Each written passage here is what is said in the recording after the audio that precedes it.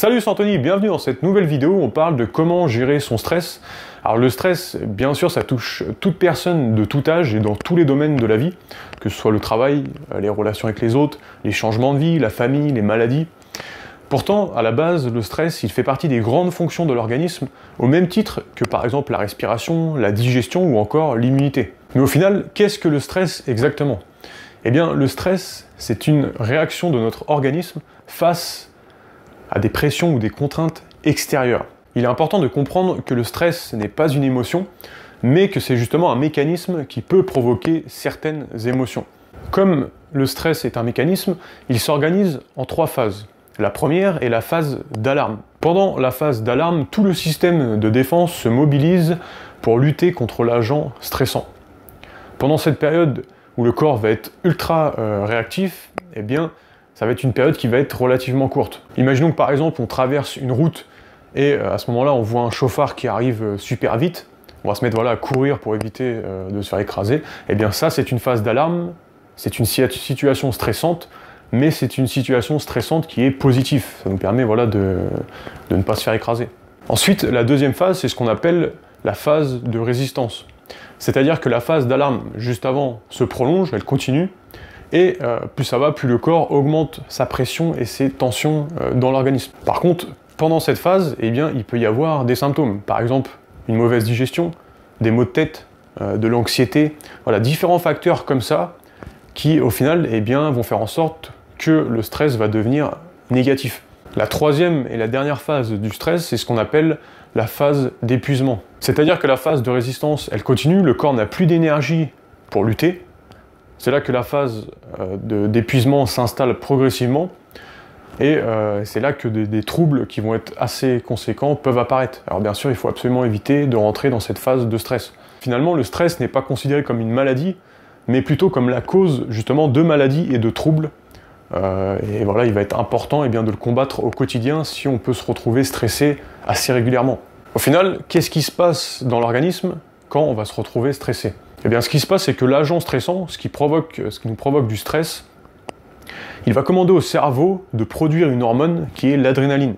Cette hormone, eh bien, elle va permettre au cerveau, aux organes, aux muscles, de fonctionner de manière optimale et plus qu'à la normale. C'est pour ça d'ailleurs que quand il y a une situation stressante, on court par exemple 2 fois plus vite. En fait, le système nerveux autonome dans notre organisme, il contrôle les fonctions des organes grâce à 2 branches.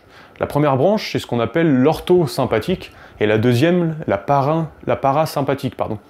La première, elle permet de booster l'organisme, quant à la deuxième, elle permet justement de freiner, de ralentir, de calmer l'organisme. La branche nerveuse qui booste l'organisme, l'orthosympathique, il va faire en sorte, par exemple, de booster les fonctions respiratoires, les fonctions cardiovasculaires, dans le cerveau, la tension artérielle. Par contre, lui, il va ralentir les fonctions digestives, et c'est pour ça que quand on fait une activité intense, par exemple, eh bien, la digestion est beaucoup plus délicate, beaucoup plus difficile, puisque une activité intense, eh bien, pour le corps, c'est synonyme de stress physique. Ou encore, par exemple, un stress qui va être émotionnel, là, ça va être un stress mental, et c'est pareil, c'est pour cela que la digestion va être plus difficile à ce moment-là. La deuxième branche, qui est le parasympathique, qui ralentit l'organisme, eh bien, ça va être tout l'inverse. Il va ralentir les fonctions cérébrales, les fonctions respiratoires, les fonctions cardiovasculaires, la tension artérielle, il va tout ralentir. Par contre, il va faire en sorte d'activer notre digestion. Et c'est pour ça que, par exemple, après un repas, on a envie, par exemple, d'aller dormir pour mieux digérer. Également, le stress qui va être chronique et qui va être mal géré, eh bien, il va apporter une baisse de neurotransmetteurs qui sont essentiels au bien-être, comme par exemple l'endorphine, la neuroadrénaline, la dopamine. Et ça, eh bien, ça va faire en sorte de baisser notre sensation de plaisir, et ça peut même apporter de la dépression ou encore de l'anxiété. Quand on en est là, c'est qu'on est simplement dans la phase d'épuisement, c'est-à-dire que le corps ne réagit plus forcément et les fonctions cellulaires, eh bien, elles sont vraiment perturbées. En fin de compte, l'hyperactivité des cellules à cause du stress, eh bien, ça provoque énormément de quantité de déchets et de toxines dans l'organisme, ce qui fait en sorte que les cellules ne peuvent pas fonctionner correctement. Et c'est comme ça qu'on en arrive à de la fatigue, de l'anxiété, à des problèmes respiratoires, des problèmes digestifs, de la dépression, de la fatigue, et plein de symptômes comme ça qui sont le résultat de stress dans une phase d'épuisement. Si vous avez bien compris, eh bien, face à un danger, c'est le système orthosympathique qui va s'imposer sur le système parasympathique pour pouvoir justement booster les fonctions de l'organisme et pouvoir par exemple s'échapper ou voilà, pouvoir répondre à l'agent stressant. À ce moment-là, ce qui se passe, eh bien, c'est que le cerveau ordonne aux glandes surrénales de produire de l'adrénaline pour pouvoir répondre à l'agent stressant. Le problème, c'est que si cette production continue et progressive, eh bien, c'est comme ça qu'on en arrive à la phase d'épuisement et qu'on se retrouve finalement en dépression ou en anxiété, puisque des glandes surrénales qui sont fatiguées amènent toujours de la dépression. Le problème qu'il y a également, c'est que si le système orthosympathique est toujours sollicité pour pouvoir répondre à un stress qui est omniprésent, eh bien c'est comme ça qu'on se retrouve avec des brûlures d'estomac, des troubles digestifs, des problèmes au niveau de l'intestin, puisque tout simplement, il va ralentir ses fonctions digestives, comme j'ai pu l'expliquer juste avant. Le stress, il va diminuer aussi nos capacités de défense, il va affecter notre système immunitaire. Au final, en gros, le stress, il va perturber toutes les fonctions de l'organisme. Alors voici maintenant plusieurs solutions qu'on peut aborder face au stress. Ayant une approche holistique, il faut apprendre à gérer et contrôler son stress, à contrôler ses émotions et rééquilibrer son alimentation. On peut également se concentrer sur une activité physique, sur des remèdes naturels, sur des plantes, sur de la respiration profonde, sur du yoga, sur de la méditation, sur une pratique spirituelle. Ce qu'on peut faire également, c'est un bilan holistique si par exemple ce stress est dû à des émotions qu'on peut avoir constamment. Pour faire un bilan holistique, moi-même j'en fais, si jamais ça vous intéresse, je vous mets un lien dans la description. Pendant 1 heure, eh bien, on va échanger par rapport à votre situation et au préalable, vous allez remplir un questionnaire que je vais vous envoyer qui comporte à peu près plus de 130 questions et qui vont me permettre eh bien, de voir où c'est que vous en êtes pour pouvoir tout simplement plus vous aider pendant l'heure de coaching et pendant qu'on va se rencontrer en ligne. Alors n'hésitez pas à jeter un œil, je vous mettrai le lien dans la description, ça peut être intéressant et ça peut vraiment vous aider, vous apporter beaucoup plus de bien-être au quotidien. Un des moyens les plus efficaces pour contrer le stress, eh bien, c'est tout simplement d'appréhender à le gérer. Par exemple, c'est en revoyant différents domaines, différentes activités qui peuvent nous provoquer du stress, même si celles-ci sont petites. Souvent, les personnes qui sont stressées, elles ont tendance à négliger les activités qui leur apportent du plaisir.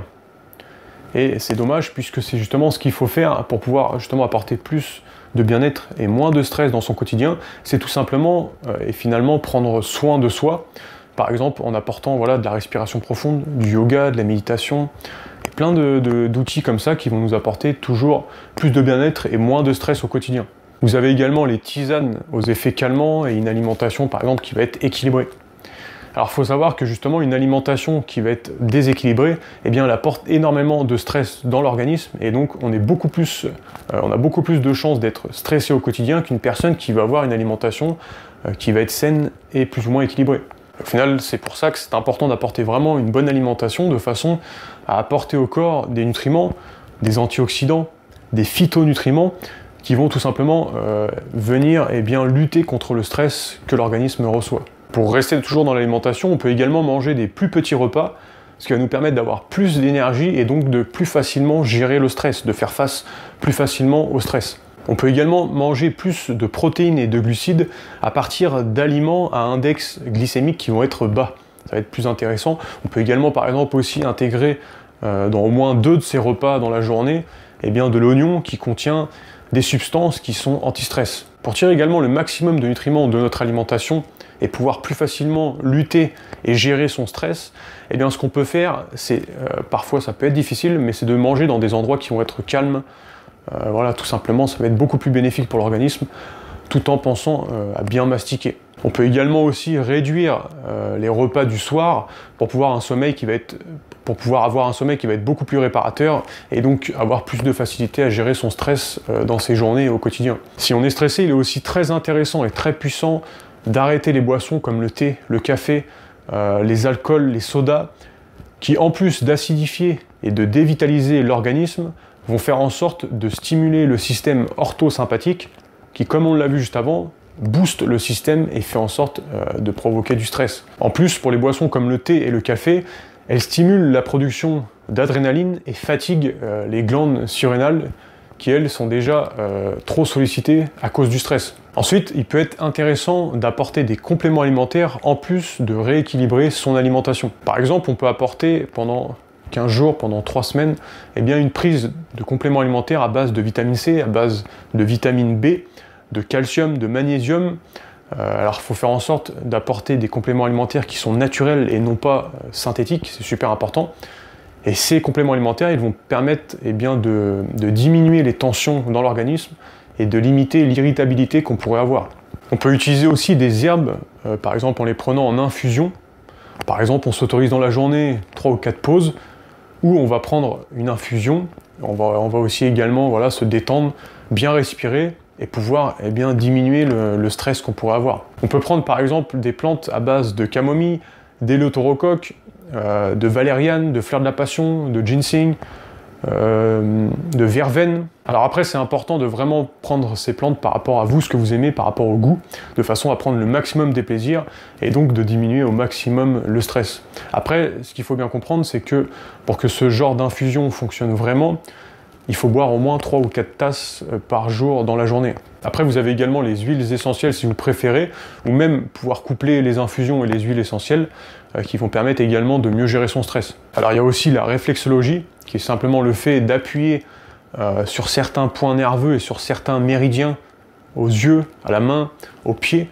Ça va permettre de diminuer les tensions dans l'organisme et ça va permettre aussi de stimuler différents organes dans le corps. Il y a aussi l'ostéopathie qui va permettre de rééquilibrer certains déséquilibres articulaires et tissulaires qui, eux, provoquent un déséquilibre entre le système orthosympathique et le système parasympathique qu'on a vu tout au long de cette vidéo. Vous connaissez certainement également les massages qui permettent d'apporter du bien-être, de diminuer le stress. Je pense notamment au massage du dos et des cervicales qui sont très efficaces pour diminuer le stress et les tensions. Alors on arrive à la fin de cette vidéo. Si vous êtes encore en train de la regarder, moi j'ai un petit cadeau pour vous à propos de l'alimentation. Si ça vous intéresse d'apporter une meilleure alimentation dans votre quotidien et de faire un changement alimentaire dans le but de justement apporter plus de bien-être dans votre vie et potentiellement d'avoir moins de stress, eh bien moi ce que j'ai fait, c'est que je vous ai mis également un autre lien dans la description. C'est un lien qui vous redirige vers 6 vidéos de formation qui sont totalement offertes et qui vont vous permettre de faire un changement alimentaire, d'y voir plus clair à propos de l'alimentation. Ça peut vous être utile aussi si vous cherchez à perdre du poids sans faire de régime, si vous cherchez à vous mettre au sport, à vous muscler, avoir une meilleure santé, avoir plus d'énergie. Je vous laisse regarder ça, c'est dans la description et moi je vous dis à bientôt dans une prochaine vidéo. Salut!